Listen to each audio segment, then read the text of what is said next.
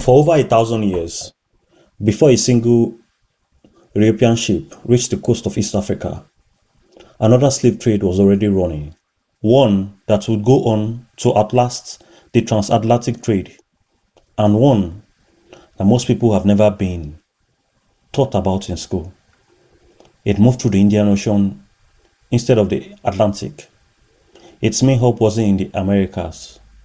It was an island called Zanzibar, off the coast of modern Tanzania, and its victims were marched not to plantations in the Caribbean, but into households, armies, and plantations stretching from the Arabian Peninsula to India. This is the story of the Arab-run slave trade in East Africa, how it worked, how long it lasted, and why its legacy is still being reckoned with today. This trade didn't start with a single event. It grew gradually, starting as early as the 7th and 8th centuries, as Arab and Persian traders began establishing coastal settlements along what's now the coast of Kenya, Tanzania, and Mozambique, the regions historians call the Swahili coast. They weren't just trading posts for ivory and spices.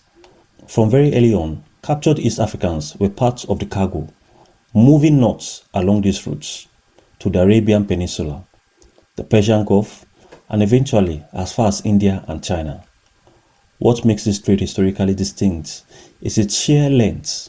While the transatlantic slave trade ran for roughly 400 years, the Indian Ocean slave trade out of East Africa persisted in various forms for over 1,000 years, and in some places it didn't fully end until the early 20th century. If this trade had a capital, it was Zanzibar. By the 19th century, under the rule of the Omani Sultanate, which had relocated its capital to Zanzibar in 1840, the island had become the largest slave trade market in East Africa. Its main slave market, in Stone Town, is estimated to have trafficked tens of thousands of people every year at its peak.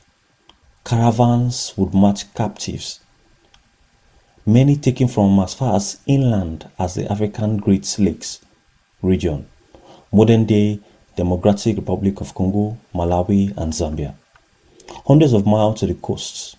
Historians estimate the mortality rate on these marches along was devastating. Many captives never made it to the coast at all. Those who survived were sold at Zanzibar's market, then shipped onward to clove plantations on Zanzibar and Pemba themselves, to Oman and the Persian Gulf or further afield.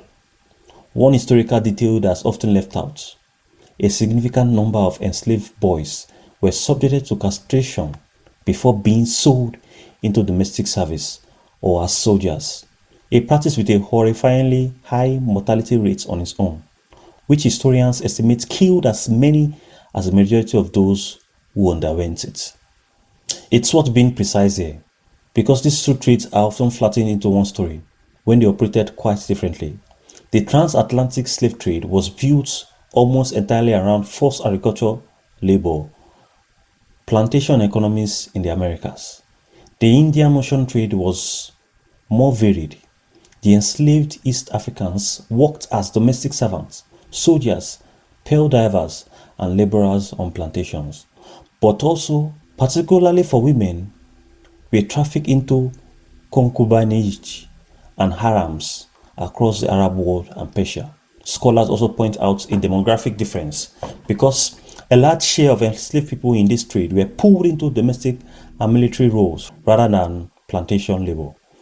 Reproducing across generations, the descendants communities in some receiving regions are smaller and less visible today than the African diaspora created by the transatlantic slave trade. One reason this history has remained comparatively under-discussed, and this is one of the reasons this history has remained under-discussed. None of this makes one trade worse than the other. It just means that they left different marks on the world, and only one of those marks gets talked about regularly. Where are the blacks from the Arab slave trade? It's also important not to oversimplify who ran this trade. While Arab and Omani traders controlled much of the coastal and maritime side of the business. The capture and initial transport of enslaved people inland was frequently carried out by African intermediaries and rival kingdoms, including figures like the notorious trader Tipu Tip, who was of mixed Afro-Arab descent and built immense wealth and power throughout the trade in the Great Lakes region. This is a difficult but necessary part of the story. Like the transatlantic slave trade, the East African slave trade could not have operated at that scale without local African participation alongside Arab, Omani, and Swahili traders who controlled the coastal markets and shipping routes. The end of this trade came slowly and unevenly. Britain, having abolished its own transatlantic slave trade in 1807, began pressuring the Sultanate of Zanzibar throughout the 19th century to restrict and eventually end the slave trade, culminating in the 1873 Anglo-Zanzibar Treaty, which formally closed Zanzibar's slave market, largely under threat of a British naval blockade.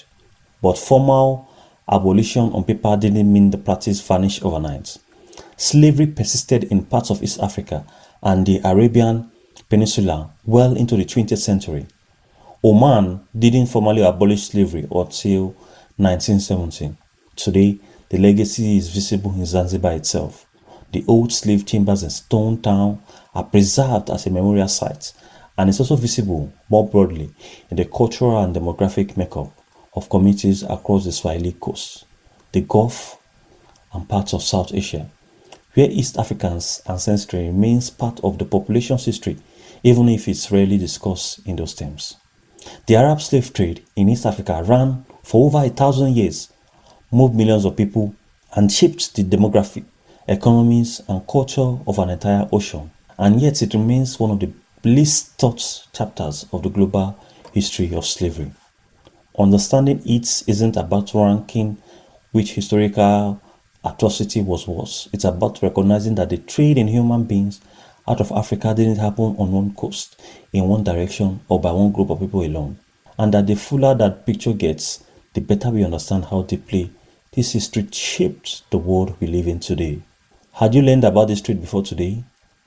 Let me know in the comments. And if you want a deeper dive into any part of this, like Zanzibar slave market or Tipu Tip story, tell me which one. If you enjoyed this video, like, comment, and subscribe. And I'll see you in the next one. Bye for now.